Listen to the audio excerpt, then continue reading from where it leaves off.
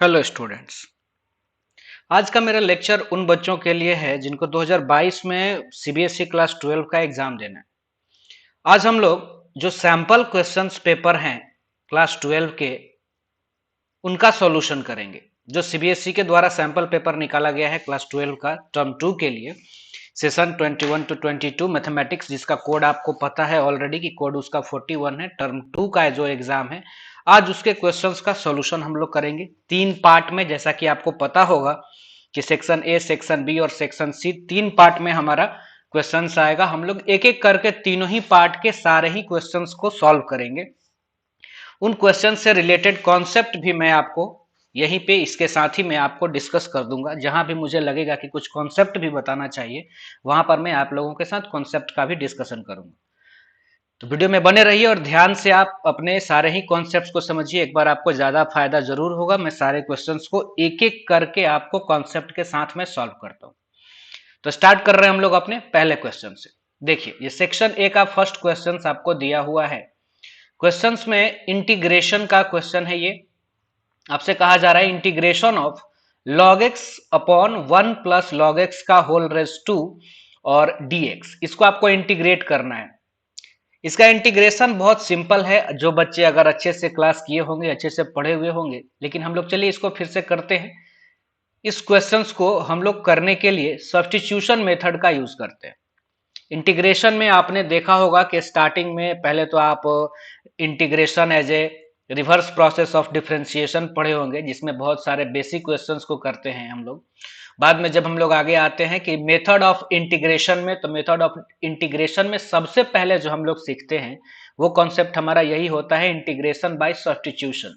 तो अभी मैं इसमें पहले सब्स्टिट्यूशन ही करूंगा। मैं इसको सॉल्व करने के लिए मैं इसमें पुट कर रहा हूं log x को t। ध्यान से देखिए, मैं इसमें पुट कर रहा हूं log x को t। और आपको यह पता होगा कि अगर log का कभी भी कैलकुलस में यूज हुआ हो और बेस अगर नहीं गिवन हो, तो इसका मतलब है कि उसका बेस e होता है। जब तक कैलकुलस में log का बेस कुछ नहीं गिवन हो, तब तक आपको log का बेस e लेकर के चलना होता है। तो यहां से सबसे पहले मैं x का वैल्यू निकाल लेता हूं। This implies that x is equal to, यहां जो बेस है वो यहां का बेस बन जाएगा, यानी हो जाएगा e to the power t। अब इसमें dx को एलिमिनेट करने के लिए हम दोनों ही साइड डिफरेंशिएट कर देते हैं x के रेस्पेक्ट में। तो मैं लिख रहा हूं differentiating both sides with respect to x। Differentiating both sides with respect to x, we get. तो x का डिफरेंशिएशन जो होगा x के रेस्पेक्ट में, वो हो जाएगा dx। dx आप इधर से आएगा, ये 1 होगा, और dt बाई dx आपका इधर से आएगा, तो इतना आप समझते होंगे। और e to the power t का डिफरेंशिएशन होगा e to the power t into dt। अब ये जो हमारा क्वेश्चन है, आप अगर ध्यान से देखें तो जो हमारा क्वेश्चन है अब वो इंटरचेंज हो जाएगा। किस क्वेश्चन में देखते हैं। ये हो गया हमारा log x divided by 1 plus log x का whole square dx is equal to, इसको हम लोग लिख सकते हैं इंटीग्रेशन ऑफ log x। देखिए, तो log x को हम लोग क्या लिख सकते हैं, यहां पर आप देख रहे हैं log x को हमने माना हुआ है t, तो log x हो गया हमारा t। और यहां पर dx, तो dx का वैल्यू आप देख रहे होंगे, dx का वैल्यू आया हुआ है e to the power t dt। तो हमने लिख दिया e to the power t dt divided by denominator में 1 प्लस log x को हमने t माना हुआ है, तो 1 प्लस t का होल स्क्वायर।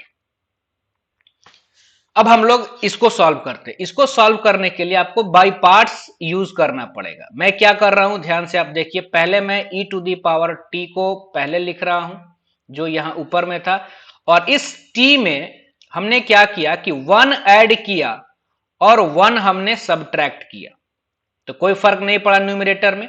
और डिवाइडेड बाय ये है हमारा 1 प्लस टी का होल स्क्वायर। अब यहां पर एक मैं ऐसे कॉन्सेप्ट्स का यूज करने जा रहा हूं जो आप बाय पार्ट्स में पढ़े होंगे। इंटीग्रेशन बाय पार्ट्स में आपको बताया गया होगा ये कॉन्सेप्ट इंटीग्रेशन का, कि अगर e to the power x और कहीं भी आपको अगर ये मिले f x plus f dash x dx, तो इसकी इंटीग्रेशन हो जाती है e to the power x into function यानी f ऑफ x प्लस एक कांस्टेंट c। यानी आपको यहां पर यह चीज ध्यान देना होगा कि यहां e to the power x और यहां जो भी फंक्शन रहेगा उसका डेरिवेटिव आपको यहां पे होना चाहिए। अगली बात, यहां पर प्लस का ही सिंबल होना चाहिए, यहां पर अगर माइनस का सिंबल होगा तो फिर ये फॉर्मूला आपका काम नहीं करेगा। तो डायरेक्ट इसको आप लिख सकते हैं e to the power x और जो फंक्शन है वो और प्लस से कांस्टेंट, इंटीग्रेशन कांस्टेंट जो हम लोग लिखते हैं c। अब इसका प्रूफ रिक्वायर्ड नहीं है, इसका प्रूफ आपको बताया गया होगा वहां पर, अभी मैं उसको डिस्कस नहीं कर रहा हूं। प्रूफ ऐसे मैं हिंट कर दे रहा हूं, आप e to the power x से दोनों को मल्टीप्लाई कर लेंगे। अगर आप इसका प्रूफ चाहते हैं तो आप इसको ऐसे लिख सकते हैं, e to the power x into f of x d x plus integration of e to the power x into f dash x d x. अब अगर आप इसका प्रूफ चाहते हैं तो सेकेंड वाले टर्म को आप ऐसे ही रहने दीजिए। इसमें आप e to the power x को आप जानते होंगे बाई पार्ट्स में फर्स्ट फंक्शन के लिए आप देखे होंगे कि जो हम लोग आइलेट का रूल पढ़ते हैं तो उसमें एक्सपोनेंशियल सबसे लास्ट में आता है। तो fx चाहे जिस भी तरह का फंक्शन होगा, fx को ही हम मानेंगे पहला फंक्शन और e to the power x को हम मानेंगे दूसरा फंक्शन। और अगर आप इसमें अब बाई पार्ट्स का फॉर्मूला यूज करेंगे और इसको आप ऐसे ही रहने देंगे तो ये जो हमने फॉर्मूला लिखा हुआ है ये फॉर्मूला आपका आ जाएगा। खैर, अब आप उसको कर भी सकते हैं या आप पहले सीखे भी होंगे।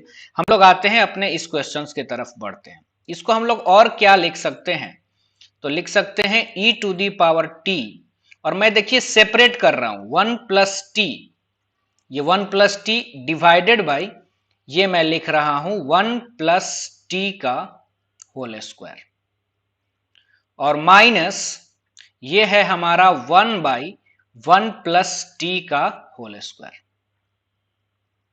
और ये हो गया आपका dt। नेक्स्ट पार्ट इसका करने के लिए हम लोग यहां पर आते हैं।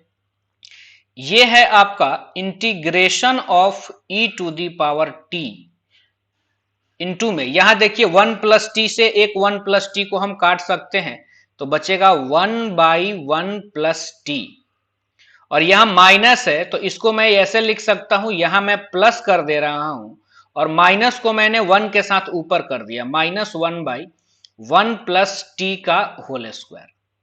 अब अगर आप इस टर्म्स को ध्यान से देखें तो जो मैंने फॉर्मूला आपको बता रखा था कि e to the power x f x और प्लस एफ डैश एक्स का वैल्यू ये हो जाता है। तो यहां देखिए क्या है, बस वेरिएबल चेंज है। आपने x के लिए फॉर्मूला पढ़ा होगा, यहां पे चेंज है, t है, e to the power t, और 1 बाई 1 प्लस टी का डिफरेंशिएशन आपको पता होगा कि यही होता है माइनस 1 बाई 1 प्लस टी का होल स्क्वायर। आपको डायरेक्ट याद होगा कि 1 अपॉन एक्स का फॉर्मूला होता है माइनस 1 बाई एक्स स्क्वायर, तो ये वही लिखा हुआ है। तो ये उसी तरह का है, e to the power t into में फंक्शन प्लस उसका डेरिवेटिव। तो डायरेक्ट इसका इंटीग्रेशन हम लोग लिख सकते हैं कि इसका इंटीग्रेशन हो जाएगा e to the power t into f x है आपका 1 बाई 1 प्लस टी और प्लस सी। लेकिन एक बात आप नहीं भूलेंगे कि t प्रॉब्लम में नहीं था, t तो आपने इंट्रोड्यूस करवाया था, क्वेश्चन में तो सिर्फ x का टर्म्स था और लॉग वगैरह था। तो e to the power t की वैल्यू यहां से आपको रखनी होगी। तो e to the power t कितना है, e to the power t है यहां पर आप देख रहे हैं x, तो e to the power t का वैल्यू हमने रख दिया x divided by 1 plus t। What is t, तो आप यहां पर ही देख रहे होंगे सबसे फर्स्ट स्टेप में सॉल्यूशन के पास कि t हमारा log x है, तो हम लोग यहां रख दिए log x और प्लस एक कांस्टेंट c। तो ये हमारा सॉल्यूशन हो गया इस क्वेश्चन का। एक बार फिर से हम लोग इसको समझते हैं। आप देखिए मैं क्या कर रहा था, स्टार्ट में मैंने log x को t पुट किया, सब्स्टिट्यूशन किया मैंने, जहां से x की वैल्यू हमको e to the power t मिल गई। dx का वैल्यू निकालने के लिए हमने दोनों ही साइड x के रेस्पेक्ट में डिफरेंशिएट किया, तो मुझे मिला dx e to the power t dt। फिर इस इंटीग्रेशन को हमने लिखा log x के जगह पे हमने t लिखा, dx के जगह पे हमने लिखा e to the power t dt और डिवाइडेड बाई 1 प्लस टी का होल स्क्वायर। तो जब भी आपको इंटीग्रेशन में कभी भी एक बार e to the power t वाला टर्म दिखे ना, जब भी दिखे तो एक बार आप ये फॉर्मूला दिमाग में जरूर लाइएगा। जब भी इंटीग्रेशन में आपको एक्सपोनेंशियल दिखे, उसके साथ कोई फंक्शन दिखे, तो ये फॉर्मूला बाय पार्ट्स का बहुत इंपॉर्टेंट हो जाता है उस क्वेश्चंस के लिए। तो आपकी पहली कोशिश यही होनी चाहिए कि आप इस फॉर्मूले को उसमें यूज कर सकें। उम्मीद है आप समझ चुके होंगे। हम लोग चलते हैं नेक्स्ट क्वेश्चंस पे। चलिए आगे बढ़ते हैं।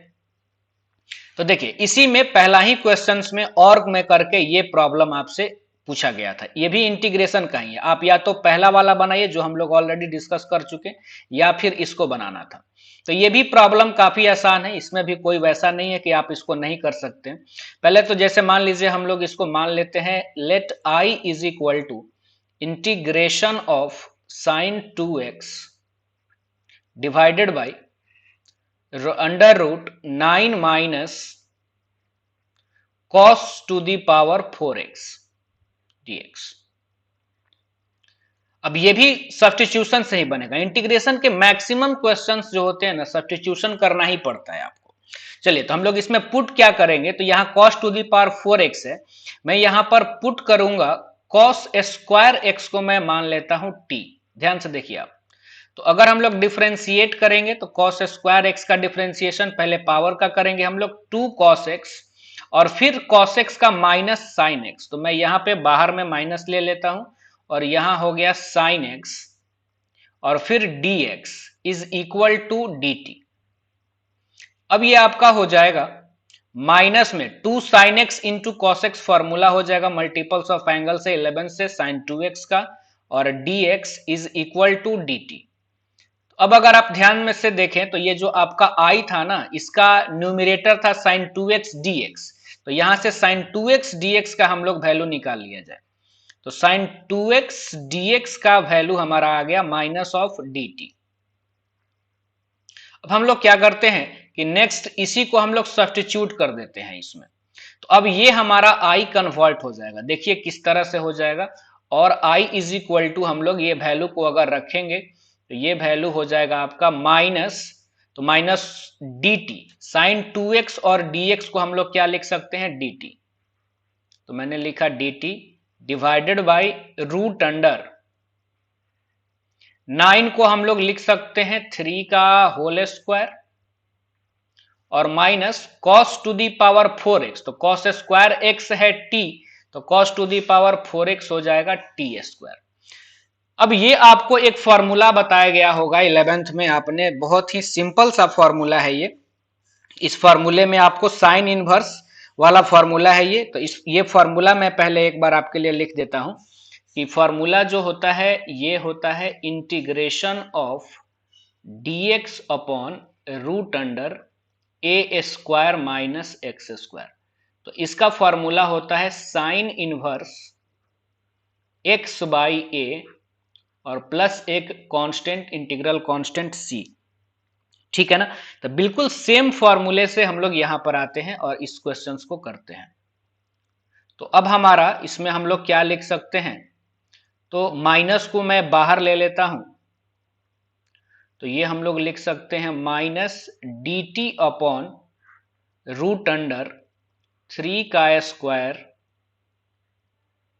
माइनस टी का स्क्वायर। पेन टैब पे थोड़ा मेरा एक्सपीरियंस अभी कम है, इस वजह से राइटिंग थोड़ा सा अच्छा नहीं आ रहा है। थोड़ा आप उसको समझने की कोशिश करेंगे, मुझसे जितना हो पा रहा है, थोड़ा धीरे धीरे एक्सपीरियंस हो जाएगा तो बाकी चीजें भी ठीक हो जाएंगी। चलिए अब हम लोग यहाँ पर क्या लिख सकते हैं, माइनस, और इसका इंटीग्रेशन अभी मैंने आपको बताया साइन इनवर्स एक्स बाई ए। तो इसका इंटीग्रेशन हो जाएगा आपका साइन इनवर्स एक्स के जगह पे टी है और ए के जगह पर है 3, तो sine inverse T by 3 plus एक कांस्टेंट सी। और ये बात आपके ध्यान में रहना चाहिए कि टी जो है ये आपने अपने तरफ से क्वेश्चन में इंट्रोड्यूस कराया है, तो जो भी आप अपने तरफ से लाएंगे उसको हटाना होता है। तो यहाँ पे है माइनस, तो आंसर आपका हो जाएगा sine inverse what is T, तो टी आपने माना है कॉस स्क्वायर एक्स को, तो sine inverse cos square x divided by 3 plus में सी। ये आपका करेक्ट आंसर हो जाएगा।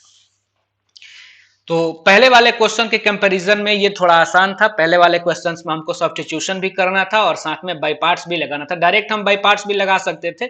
लॉग एक्स वाले में भी कुछ बच्चे, या हम लोग ऐसे भी कर सकते थे कि +1 -1 कर दें और सेपरेट करके भी बना सकते थे। इसमें बस सिर्फ सब्स्टिट्यूशन था और कुछ नहीं था। फिर ये एक सिंपल सा जो फॉर्मूला आपका होता है, इस इंटीग्रल फॉर्मूले का हम लोग यहां पर यूज किए हुए थे और कुछ नहीं। तो ये बस आपको ध्यान में रखना होगा। उम्मीद है कि आपको ये समझ में आ गया होगा। आगे हम लोग बढ़ते हैं नेक्स्ट प्रॉब्लम की तरफ। प्रॉब्लम नंबर 2 देखिए, ये क्वेश्चन ये बहुत ही सिंपल सा क्वेश्चन है। थोड़ा सा उन लोगों ने क्वेश्चंस को अलग तरीके से दिया हुआ है और कुछ नहीं। देखिए, इसमें आपसे क्या कहा जा रहा है कि write the sum of the order and degree of following differential equation. आपको एक डिफरेंशियल इक्वेशन दिया हुआ है, d by d x of d y by d x is equal to 5। अगर आपको ध्यान हो तो dy बाई डी एक्स का मतलब होता है y का ये फर्स्ट ऑर्डर डेरिवेटिव है, एक बार y को डिफरेंशिएट किया गया। और यहां पर d बाई डी एक्स है, यानी dy बाई डी एक्स को हम एक बार और डिफरेंशिएट कर रहे हैं। तो अगर हम एक बार और डिफरेंशिएट करेंगे इसको, तो 2 बार डिफरेंशिएशन हो गया। तो सेकेंड ऑर्डर को हम लोग कैसे लिखते हैं, तो हम लोग इसको लिखेंगे d2y divided by d x square, यानी d2y by d x square को ही इनडायरेक्टली उन्होंने इस फॉर्म में दिया हुआ था। बस अगर आप ये समझते हैं तो ये जो डिफरेंशियल इक्वेशन आपका हुआ, ये तो क्लियर बात है कि इस डिफरेंशियल इक्वेशन का जो ऑर्डर है, ऑर्डर मतलब होता है कि मैक्सिमम कितना बार डिफरेंशिएट किया गया है उस डिफरेंशियल इक्वेशन को। तो आप देख पा रहे होंगे कि इसको मैक्सिमम कहें या मिनिमम कहें, दोनों तो एक ही बार मतलब 2 बार ही डिफरेंशिएट है। और इसकी डिग्री अगर हम लोग देखी जाए तो इसकी डिग्री जो है वो जहां पर आप ऑर्डर देखते हैं उसी का जो होल पावर होता है वहीं पर आप डिग्री देखते हैं। तो इसकी डिग्री 1 है। तो यहां पर आप लिख सकते हैं therefore sum of order and degree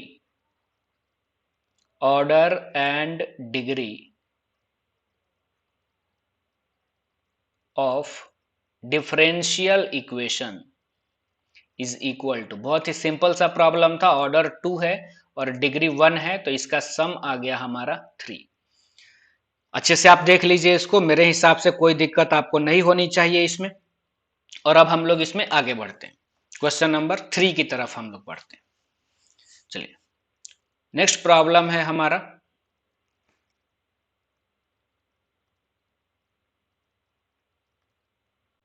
देखिए ये प्रॉब्लम है, प्रॉब्लम नंबर 3। ये बहुत ही पॉपुलर प्रॉब्लम है, ये आपको लगभग हर बुक्स में मिलेंगे, हर रेफरेंस बुक्स का ये क्वेश्चन है और सारे स्टूडेंट्स एक बार इसको प्रॉब्लम को जरूर किए हुए होते हैं। इसमें देखिए आपको क्या दिया हुआ है कि if a cap and B cap are unit vectors then prove that modulus of A cap plus B cap is equal to 2 cos theta by 2 where theta is the angle between them. तो पहले तो जो given है उसको हम लोग लिखा जाए, तो हम लोग लिखते हैं कि गिवन, ये हम लोगों को गिवन है कि A cap and B cap are unit vectors, यानी हम लोग बोल सकते हैं magnitude of A cap is equal to magnitude of B cap is equal to 1। और इनके बीच का एंगल भी गिवन है आपको theta, and angle between a cap and B cap, angle between a cap and B cap is equal to theta, ये आपको given है।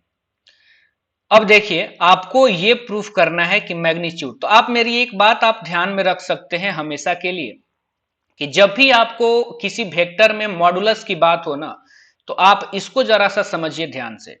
आपको पता होगा कि किसी वेक्टर ए का अगर हम डॉट प्रोडक्ट इसी वेक्टर के साथ करेंगे तो ये होता है इसके मैग्नीट्यूड का स्क्वायर।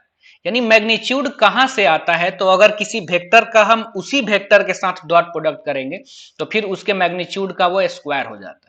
तो यहां से इसी कॉन्सेप्ट का हम लोग यूज करेंगे। देखिए बच्चे कंफ्यूज होते हैं, अगर वेक्टर ए का क्रॉस प्रोडक्ट आप लेंगे वेक्टर ए के साथ तो ये हो गया जीरो वेक्टर, और अगर आप वेक्टर ए का डॉट प्रोडक्ट लेंगे वेक्टर ए के साथ तो वो मैग्नीट्यूड ऑफ वेक्टर ए का स्क्वायर हो जाएगा। तो यहां पर हम लोग आते हैं और यहां मैग्नीट्यूड है तो मैं इसी कॉन्सेप्ट का यूज कर रहा हूं। आप जरा ध्यान से देखिएगा, हमको modulus of A cap plus B cap चाहिए, तो हम ऐसे लिखते हैं modulus of A cap plus B cap का होल स्क्वायर, और इसको मैं लिख रहा हूं a cap plus B cap का डॉट, ये वेक्टर, और इसका डॉट में a cap plus B cap. अभी हमने सीखा कि किसी भी वेक्टर का डॉट प्रोडक्ट, यहां हमने सीखा उसी वेक्टर के साथ करेंगे तो उसके मैग्नीट्यूड को स्क्वायर हो जाएगा। तो अभी हमने एक वेक्टर मान लीजिए लिया ए कैप प्लस बी कैप, अगर इस वेक्टर का हमने डॉट प्रोडक्ट इसी के साथ करना है तो इसके मैग्नीट्यूड का स्क्वायर हो जाएगा। जो भी आपको प्रूफ करना था उसमें आपको इसका मैग्नीट्यूड आना चाहिए। तो यहां बस हमने स्क्वायर लिया हुआ है, इधर हम सॉल्व करते हैं और इधर से फिर स्क्वायर को हम इधर भेज देंगे तो हमारा सिर्फ मॉडुलस आ जाएगा। चलिए इसको आगे हम लोग सॉल्व करते हैं, देखते हैं क्या आता है। अब ए कैप का डॉट प्रोडक्ट हम लोग लेंगे ए कैप के साथ, तो लिखेंगे ए कैप डॉट ए कैप। देखिए मैं एक एक स्टेप कर रहा हूं ताकि जो बच्चे को थोड़ा सा कम भी समझ में आए वो भी अच्छे से चीजों को समझ पाए, इसलिए मैं एक एक स्टेप लिख रहा हूं। तो ये पहले ए कैप का डॉट प्रोडक्ट हमने ए कैप के साथ लिया, फिर मैं ले रहा हूं a cap dot b cap, फिर ए कैप का डॉट हो गया बी के साथ, फिर यहां पर b cap dot a cap, और फिर प्लस में बी कैप का डॉट बी कैप के साथ, तो मैं लिखूंगा b cap dot b cap. अभी हम लोगों ने पढ़ा है कि किसी वेक्टर का उसी वेक्टर के साथ डॉट प्रोडक्ट करने पे उसके मैग्नीट्यूड का स्क्वायर हो जाता है। तो a cap dot a cap हो गया उसके मैग्नीट्यूड का स्क्वायर। और हम लोग जानते हैं कि जो डॉट प्रोडक्ट होता है दो वेक्टर का वो कम्यूटेटिव लॉ को होल्ड करता है। तो a cap dot b cap और या b cap dot a cap दोनों तो सेम ही चीज है, क्योंकि कम्यूटेटिव लॉ होता है तो ए डॉट बी लिखें या बी डॉट ए लिखें बात बराबर है। तो ये दोनों को ऐड करके हम लोग ऐसे लिख सकते हैं ट्वाइस ए कैप डॉट बी कैप, और प्लस इसको हम फिर से लिख सकते हैं मैग्नीट्यूड ऑफ बी कैप का होल स्क्वायर। और हम लोग इसको क्या लिख सकते हैं, देखिए तो ए कैप जो है वो आपका यूनिट वेक्टर है तो इसकी मैग्नीट्यूड 1 है, तो ये भी 1 का स्क्वायर 1 हो जाएगा। और यहां पे 2 ए कैप डॉट बी कैप में डॉट प्रोडक्ट का हम लोग फॉर्मूला लगाते हैं, तो फॉर्मूला होगा magnitude of first vector magnitude of second vector और कॉस दोनों के बीच का एंगल। तो दोनों के बीच का एंगल आपको प्रॉब्लम में दिया हुआ था थीटा, तो यहां मैं लिख रहा हूं theta. Magnitude of B cap भी 1 है तो 1 का स्क्वायर भी 1 ही होगा। तो ये आपका आ गया, ये 1 और ये लास्ट वाले 1 को हमने ऐड कर दिया, तो ये 1 प्लस 1 हो जाएगा 2 प्लस 2। फिर से यहां देखिए ये भी 1 है, मैग्नीट्यूड ऑफ वेक्टर है, मैग्नीट्यूड ऑफ वेक्टर बी ये भी 1 है, तो ये 1 इंटू 1 ये 2 ही रह जाएगा और यहां आ गया हमारा कॉस थीटा। अब मैंने क्या किया कि मैंने यहां पर 2 कॉमन ले लिया, तो बचेगा आपका 1 प्लस कॉस थीटा। क्योंकि थीटा बाई 2 में हमको प्रूफ करना था, इस वजह से हम लोग यहां पर हाफ एंगल का थोड़ा फॉर्मूला लगा देंगे। अभी तक हमने जो सॉल्व किया है उससे हमने ये देखा कि magnitude of A cap plus B cap का whole square is equal to twice into 1 plus cos theta. तो आपको पता होगा हाफ एंगल से 1 प्लस कॉस थीटा को हम लोग लिख सकते हैं 2 कॉस स्क्वायर थीटा बाई 2। तो अब यहां से आप क्या करें, और इस स्क्वायर रूट को आप इधर भेज दिए तो इधर स्क्वायर को उधर भेज देते हैं तो रूट हो जाएगा। तो modulus of A cap plus B cap is equal to 4, 4 का स्क्वायर रूट हो गया 2, और यहां से स्क्वायर खत्म हो जाएगा रूट के साथ तो बचेगा कॉस थीटा बाई 2। तो यही आपको प्रूफ करना था, तो ये प्रूफ हो गया। इन तरह के कॉन्सेप्ट पर 3 क्वेश्चंस आते हैं, सब डाटा सेम रहता है। यहां अगर माइनस रहेगा ए कैप माइनस बी कैप तो यहां पे आपका साइन आ जाएगा 2 साइन थीटा बाई 2 शो करने के लिए, प्रूफ करने के लिए।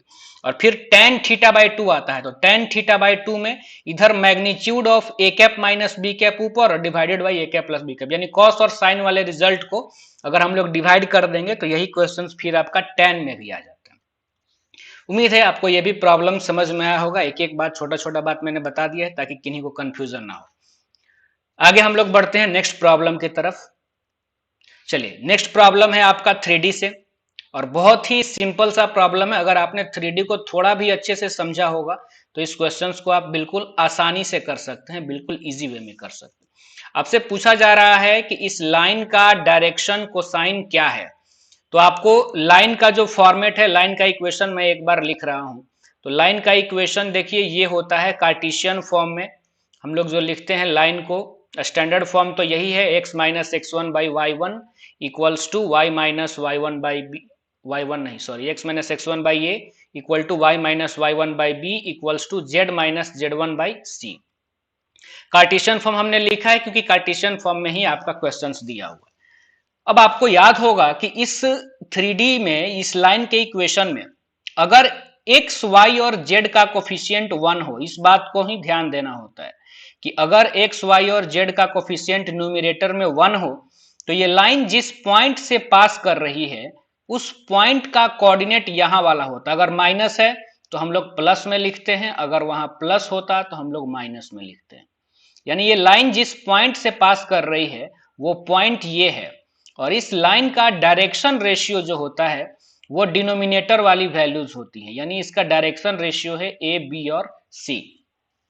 आप क्लियरली ये समझ सकते हैं कि यहां पर डायरेक्शन रेशियो और पॉइंट, यानी अगर आपको कभी भी बताना हो कि किसी लाइन का डायरेक्शन रेशियो क्या है या कोई लाइन कहीं कहां से पास कर रही है, तो पहला कंडीशन आप ये जरूर देखना कि पहले बात होनी चाहिए कि लाइन के इक्वेशन में न्यूमिरेटर में एक्स वाई और जेड का कोफिशियंट 1 होना चाहिए।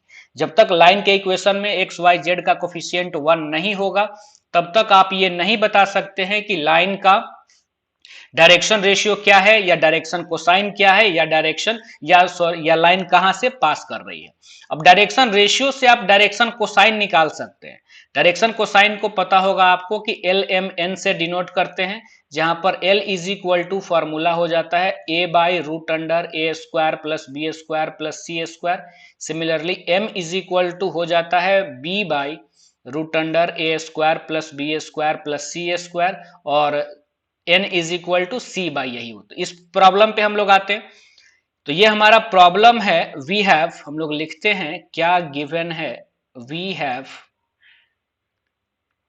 3 minus x divided by minus 1 equals to 2y minus 1 divided by 2 equal to z by 4। अभी मैंने आपको बताया कि पहला काम आपका है एक्स वाई जेड का कोफिशियंट 1 बनाना।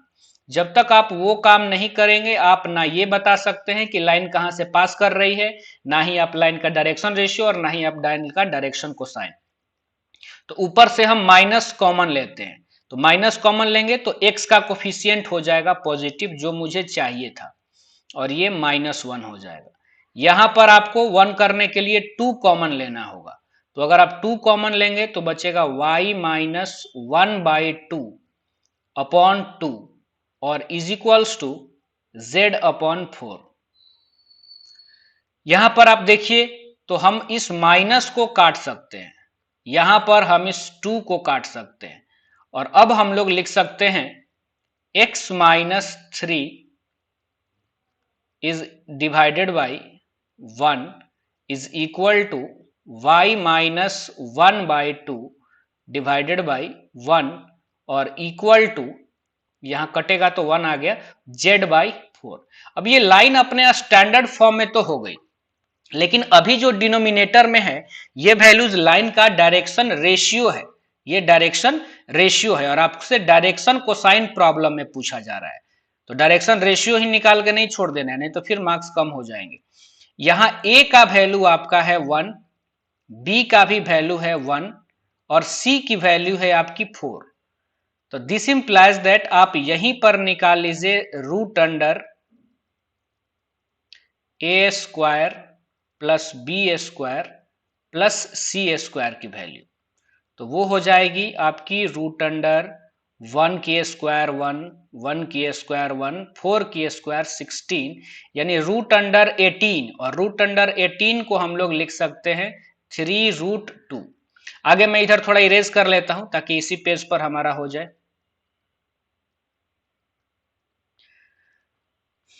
जो मैंने कॉन्सेप्ट बताया हुआ था आपको, क्योंकि ये आप समझ चुके होंगे, आप तो किए ही होंगे सारा चैप्टर।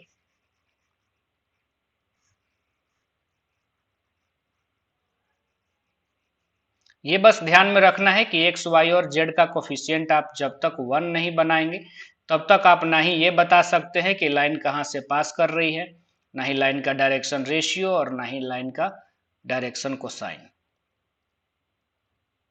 चलिए अब हम लोग आते हैं यहां पे। अब डायरेक्शन कोसाइन अगर आपको बताना है तो नाउ हम लोग लिखते हैं direction cosine of line, direction cosine of line is. L is equal to होता है a by root under a square plus B square plus C square. तो ए की वैल्यू आप देख पा रहे होंगे कि 1 है और ये आया हुआ है 3√2। एम जो होगा वो होता है B divided by under root A square plus B square plus C square. तो ये भी b की वैल्यू भी 1 है और नीचे वाला 3√2 है, तो ये हो जाएगा। और सी एन की वैल्यू जो है वो होती है c अपॉन अंडर रूट ए square plus B square plus सी स्क्वायर। तो ये वैल्यू हो जाएगी 4/3√2। आप चाहे तो यहाँ से √2 से 4 को आप काट भी सकते हैं, वो आपकी मर्जी है, या आप इतना पर भी छोड़ सकते हैं। तो यही आपका आंसर हो जाएगा 1/3√2, 1/3√2 एंड 4/3√2। नेक्स्ट प्रॉब्लम पे हम लोग बढ़ते हैं, देखते हैं आगे। कोई दिक्कत नहीं है इसमें, आगे बढ़ते हैं। हाँ, 5 नंबर क्वेश्चन है, इस पे आइए। पहले तो ये प्रोबेबिलिटी से है, ये आपको समझ में आ गया होगा। पहले हम लोग इसको थोड़ा ध्यान से पढ़ेंगे, उसके बाद हम लोग बात करेंगे। कहा जा रहा है कि ए bag contains 1 red and 3 white balls. चलिए हम एक एक लाइन प्रॉब्लम को पढ़ेंगे, प्रोबेबिलिटी को करना है तो, और फिर उसको हम लोग सॉल्व करने की कोशिश करेंगे। प्रोबेबिलिटी में वर्ड्स पर ही सब कुछ कॉन्सेप्ट डिपेंड करता है कि क्या गिवन है। मान लेते हैं ये हमारा बैग है, इसमें रेड बॉल्स की अगर हम बात करें तो इसमें रेड बॉल 1 है और इसमें व्हाइट बॉल जो है वो है 2। आगे हम लोग बात करते हैं। आगे आपको दिया हुआ है कि find the probability distribution. Probability को क्या करना है, डिस्ट्रीब्यूट करना है। तो आपको ध्यान में होगा कि प्रोबेबिलिटी डिस्ट्रीब्यूशन करना है तो रैंडम वेरिएबल की आपको जरूरत पड़ेगी। एक मिनट, प्रोबेबिलिटी डिस्ट्रीब्यूशन में आपको रैंडम वेरिएबल की जरूरत पड़ेगी। और किसका प्रोबेबिलिटी डिस्ट्रीब्यूशन आपको करना है, the number of red balls if 2 balls are drawn at random from the bag 1 by 1 without replacement. ये समझिएगा, यानी क्या हो रहा है कि इस बैग में से, जिस बैग में एक रेड बॉल है और 2 व्हाइट बॉल है, इस बैग में से 2 व्हाइट बॉल ड्रॉन किया जा रहा है एक के बाद एक, 1 by 1 विदाउट रिप्लेसमेंट। का मतलब हो गया कि बैग में से एक बॉल निकाला गया और फिर उसको बैग में रखा नहीं जा रहा है, उसको रिप्लेस नहीं किया जा रहा, वो बाहर ही रहेगा, तब आप दूसरा बॉल निकालेंगे। यानी वही पर, यही आपका रैंडम वेरिएबल है क्या, कि number of red balls when 2 balls are drawn at random from the bag 1 by 1 without replacement. तो हम लोग यहां पे मान लेते हैं कि let x is equal to, x एक रैंडम वेरिएबल है। चूंकि 2 नंबर का क्वेश्चन है तो बहुत ज्यादा लैंग्वेज की आपको जरूरत नहीं है। x को हम लोग मान लेते हैं, x किसको डिनोट कर रहा है, तो x डिनोट कर रहा है number of red balls, number of red balls if 2 balls are drawn, if 2 balls are drawn at random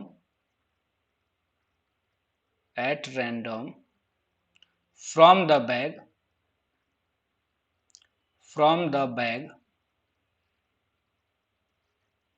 1 by 1 without replacement. यही हमारा रैंडम वेरिएबल हो गया, विदाउट रिप्लेसमेंट। तो आप सोचिए कि ये x आपका कौन कौन सा वैल्यू मिल सकता है, x का क्या क्या वैल्यू हो सकता है। अब x number of red ball, अब रेड बॉल तो एक ही है, तो जब आप बॉल निकालने जाएंगे, तो जब आप पहली बार एक बॉल निकालेंगे तो क्या हो सकता है कि वो बॉल रेड बॉल नहीं हो, यानी जो आप 2 बॉल निकालेंगे उसमें से एक भी रेड बॉल नहीं होगा, या उसमें से एक रेड बॉल होगा। अब दोनों के दोनों बॉल रेड बॉल नहीं हो सकते हैं। क्यों नहीं हो सकते हैं उसको समझिएगा, रीजन, उसका रीजन है कि रेड बॉल आपको एक ही दिया हुआ है। मैक्सिमम इस तरह का जो क्वेश्चन हम लोग बुक्स वगैरह में करते हैं, जो हमारा एनसीईआरटी है या आरडी शर्मा, जो भी हम लोग करते हैं, उसमें जो है कई बार क्या होता है कि रेड बॉल जितने बॉल निकाले जा रहे हैं ना उससे ज्यादा होते हैं या उतने ही होते हैं, उससे कम नहीं देखा गया है। बहुत कम ऐसे क्वेश्चंस मिलेंगे आपको कि 2 बॉल निकाले जा रहे थे और रेड बॉल एक ही है, लेकिन यहां पर कम है, इस बात का आपको ध्यान देना है। तो अगर एक ही बॉल है तब तो अगर आप निकालेंगे तो आप या तो एक भी रेड बॉल नहीं निकालेंगे या आप एक रेड बॉल निकालेंगे। तो यहां पर हम लोग लिखेंगे कि clearly x can take the values, यही बस इसमें की पॉइंट है। X can take the values 0 और 1, 0 और 1, बस इससे ज्यादा अब नहीं। 0 का मतलब क्या हुआ, तो आप समझ पा रहे होंगे कि 0 का मतलब, सॉरी, 0 का मतलब कि जब आपने एक एक करके 2 बॉल निकाला तो उसमें से एक भी बॉल रेड नहीं निकला, और 1 का मतलब हो गया कि उसमें से एक बॉल रेड निकला। तो अब अगर हम लोग प्रोबेबिलिटी डिस्ट्रीब्यूशन लिखेंगे, ध्यान से आप देखिए, तो अगर हम अब प्रोबेबिलिटी डिस्ट्रीब्यूशन लिखें, now probability distribution of x, बस आपको डिस्ट्रीब्यूशन लिख के ही छोड़ देना है, मीन वेरिएंस नहीं पूछा जा रहा है। Now probability distribution of x is given by, तो आपको पता होगा कि प्रोबेबिलिटी डिस्ट्रीब्यूशन हम लोग कैसे लिखते हैं। तो हम लोग एक टेबल बनाते हैं, उस टेबल में एक जगह हम लोग लिखेंगे रैंडम वेरिएबल, और फिर नीचे लिखेंगे उस रैंडम वेरिएबल के करस्पॉन्डिंग वैल्यूज पर प्रोबेबिलिटी। तो यहां हमने लिख दिया x, और यहां हमने लिखा प्रोबेबिलिटी ऑफ x।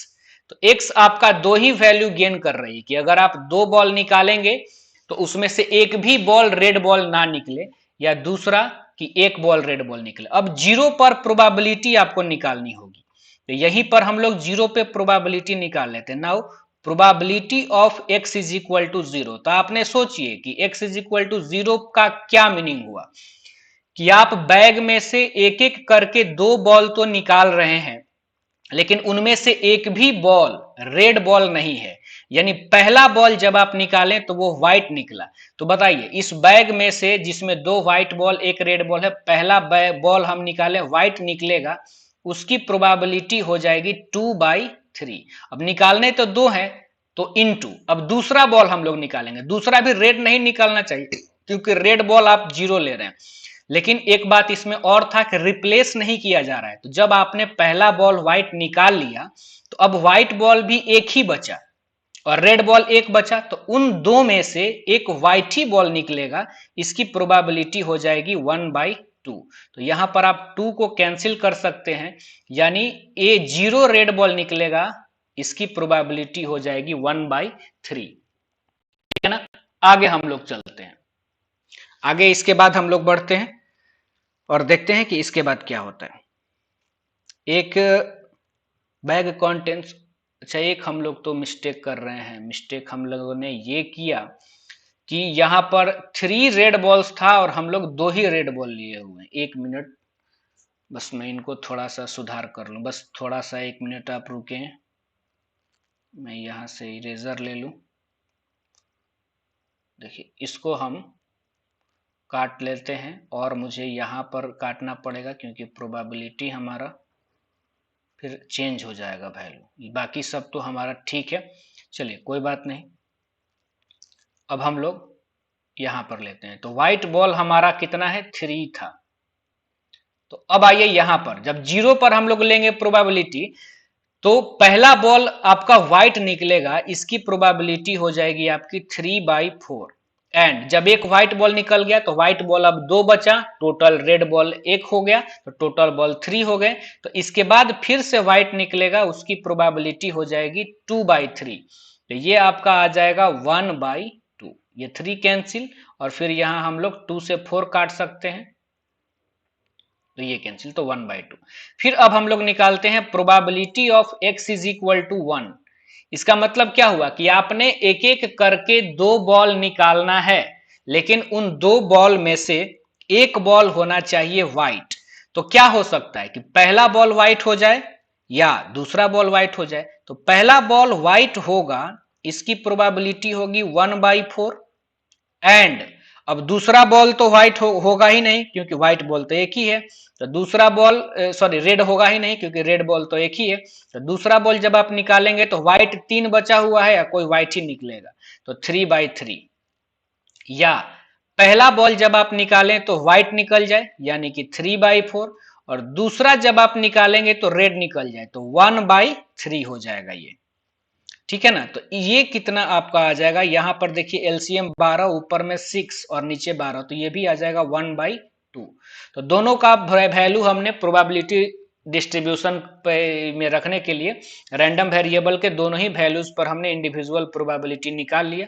अब हम लोग यहां पर रख देंगे, तो 0 पे प्रोबेबिलिटी आपका आया है 1/2, और 1 पे भी आपका प्रोबेबिलिटी आया है 1/2। और कभी भी आपको अगर डिस्ट्रीब्यूशन टेबल चेक करना है, आपने पढ़ा भी होगा, तो आप अपने रैंडम वेरिएबल का जो भी वैल्यू है उस वैल्यूज को आप एक बार देख लीजिए और ऐड कर लीजिए। अगर आपका प्रोबेबिलिटी वाली इस वैल्यूज का सम अगर 1 आ रहा है, तब आपका आंसर सही है पूरी तरह से। आपको उम्मीद है, बस एक ही चीज इसमें अलग था, जितना आप प्रैक्टिस किए होंगे उसमें एक ही चीज अलग था कि जितने बॉल निकाले जा रहे थे उससे कम रेड बॉल्स थे। ऐसा बहुत कम क्वेश्चन में होता है, ऐसा कभी कभार मिलता है, बस तो इसी बात पे आपको ध्यान देना होगा। आगे हम लोग बढ़ते हैं नेक्स्ट प्रॉब्लम की तरफ। चलिए, तो नेक्स्ट प्रॉब्लम भी जो हमारा है, ये भी आप देख पा रहे होंगे कि ये भी प्रोबेबिलिटी का ही क्वेश्चन है। पहले हम लोग क्वेश्चंस को पढ़ते हैं। क्वेश्चन में कहा जा रहा है कि 2 cards are drawn at random from a pack of 52 cards 1/1। देखिए यहां कार्ड भी कैसे निकाला जा रहा है, तो एक एक करके, और जो निकाला गया उसको रिप्लेस नहीं, यानी उसको रखा नहीं जा रहा है। तो पूछा जा रहा है what is the probability of getting first card red and second card jack. तो क्या प्रोबेबिलिटी है कि जब आप 2 कार्ड निकालेंगे तो पहला कार्ड रेड कार्ड निकलेगा और दूसरा कार्ड निकलेगा जैक कार्ड। तो आप यहां पर समझ सकते हैं कि पहला कार्ड आपका निकलना चाहिए रेड और दूसरा कार्ड आपका निकलना चाहिए जैक। तो आप इसको डायरेक्ट भी बना सकते हैं, ठीक है ना। तो हम लोग देखते हैं इसको क्या हम लोग कर सकते हैं। देखिए, तो जैसा कि हम लोग अभी देख भी रहे थे, तो क्या प्रोबेबिलिटी हो कि गेटिंग फर्स्ट कार्ड रेड, पहला रेड हो और दूसरा कार्ड जैक हो। तो एक ही बार में हम लोग इसको भी लिख सकते हैं, रिक्वायर्ड प्रोबेबिलिटी। देखिए 2 केस इसमें बनेगा। 2 केस ये बनेगा कि पहला कार्ड जब हम निकालें तो वो ऐसा भी हो सकता है कि रेड निकले और वो जैक भी हो, रेड भी निकले और वो जैक भी हो, और दूसरा जब हम निकालें तो वो जैक निकले, रेड को छोड़ करके कोई भी एक जैक निकले। और उसके बाद अगर हम लोग देखें तो पहला में नॉन जैक हो। जैसे आप फिर से मेरी बात को ध्यान से सुनिए, इसमें थोड़ा आपको कंफ्यूजन हो सकता है। जैसे 52 कार्ड है, ध्यान से सुनिएगा, 52 कार्ड से तो जो आपसे क्वेश्चंस में 2 तरह के कार्ड्स की बात हो रही है, तो रेड कार्ड तो आपको पता है कि 26 होते हैं, 26 रेड कार्ड हैं। अब इस 26 में 2 जैक होते हैं, ठीक है ना। और आगे मैं इधर बात करूं तो इधर जो 26 हमारे ब्लैक कार्ड होंगे, इन 26 कार्ड में भी 2 जैक होते हैं।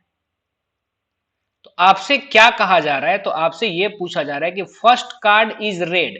तो ऐसा हो सकता है ना कि जब आप पहला रेड कार्ड निकालें तो वो रेड के साथ साथ जैक भी निकल जाए, यानी यही दोनों में से कोई निकल जाए, ठीक है ना।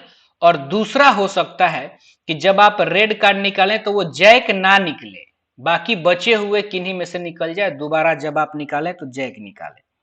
तो यही हो सकता है कि फर्स्ट कार्ड जो रेड का हो वो जैक हो और सेकेंड कार्ड कोई भी जैक हो। तो पहला हम ये निकालते हैं कि पहला रेड कार्ड निकालते हैं। अब रेड में जैक भी हो सकता है, जैक नहीं भी हो सकता है।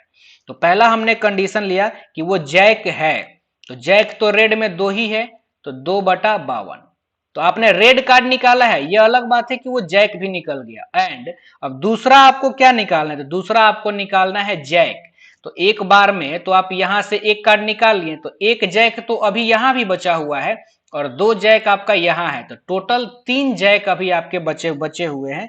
तो उन 3 जैक में से आप किसी भी एक को फिर से निकाल सकते हैं, तो वो हो जाएगा 3/51 प्लस पहली बार जब आप रेड कार्ड निकालें तो वो जैक नहीं निकला, तो जैक नहीं निकलेगा तो इसमें तो 24 ही कार्ड बचेगा, तो 24 में से कोई भी हमने निकाल लिया, एक कार्ड रेड निकल गया। अब आपको जैक निकालना है, लेकिन जैक अभी भी कार्ड में बना हुआ है 4 का 4 और टोटल कार्ड आपके बने हुए हैं 51, तो यहां पे हो जाएगा 4/51।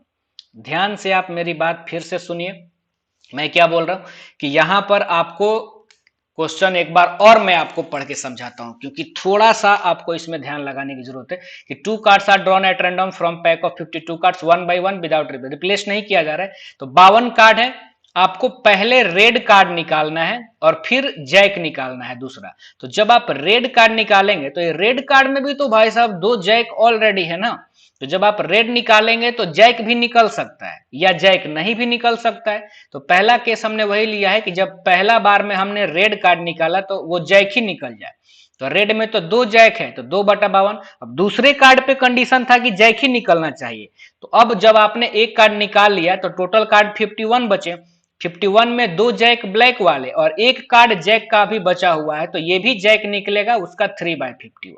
या पहली बार में जब आपने रेड कार्ड निकाला तो वो जैक नहीं निकला, तो टोटल 2 जैक था, तो 24 ऐसे कार्ड हैं जो रेड हैं, तो 24/52।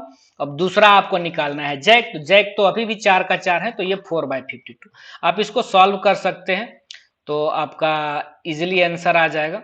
इसको हम लोग थोड़ा छोटा कर दिया जाए तो ये हो जाएगा 26 और ये हो जाएगा 17।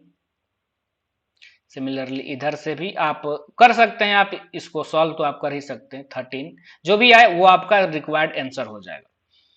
तो चलिए नेक्स्ट वीडियो में हम लोग करेंगे, इसके बाद सेक्शन ए के बाद सेक्शन बी में जो है आपका नेक्स्ट वीडियो में हम लोग करेंगे सेक्शन बी के सारे क्वेश्चंस को। आज के लिए इतना ही। चलिए लाइक कीजिए, सब्सक्राइब कीजिए, चैनल को ज्यादा से ज्यादा शेयर कीजिए ताकि बहुत सारे स्टूडेंट के पास पहुंच सके और जिनकी भी प्रिपरेशन अच्छी ना हो वो इसको अच्छे से प्रिपेयर कर सके।